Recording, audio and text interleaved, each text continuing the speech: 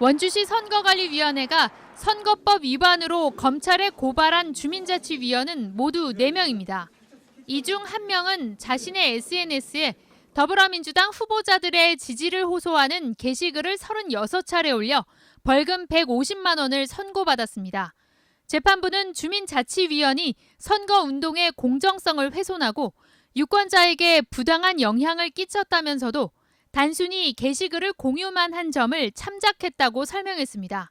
개인 SNS 계정에 그런 개인적으로 공유를 해서 지지자에 대한 홍보를 한다라는 게 이 정도 사안이 된다라고 생각은 하진 못했습니다.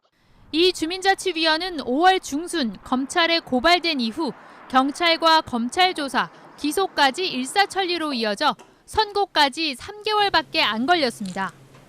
그런데 이 위원보다 20일이나 앞서 고발된 하석균, 원재용, 박한근 3명의 당시 주민자치위원은 아직 기소조차 안 됐습니다. 선거운동이 금지된 주민자치위원직을 유지하면서 대통령 선거운동을 도운 혐의로 고발된 상태에서 국민의힘 공천을 받았고 2명은 강원도 의원에, 1명은 원주시 의원에 당선됐습니다. 선거 범죄의 공소시효는 6개월로 대선 관련 사건은 오는 9월 9일 만료되는데 비슷한 사건의 사법 처리 속도가 다른 겁니다. 공직선거법 수사가 편파적으로 진행되고 있다는 의혹을 지울 수가 없습니다.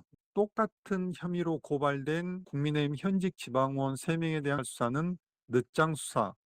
민주당 측에선 늑장 수사 의혹을 제기하고 있지만 당선된 국민의힘 의원 3명은 오히려 위헌 소송을 제기하겠다는 태세입니다. 무보수 명예직 신분인 주민자치위원을 행정의 하부 기관인 통반장이나 신분이 보장되는 방송통신위원처럼 선거운동을 금지시키는 것은 정치적 표현의 자유와 평등권에 대한 부당한 침해입니다. 공직선거법 위반으로 공천이라는 실익을 얻은 이들 지방의원들이 100만 원 이상의 벌금형을 받을 경우 의원직이 상실돼 보궐선거를 치러야 합니다. MBC 뉴스 김진아입니다.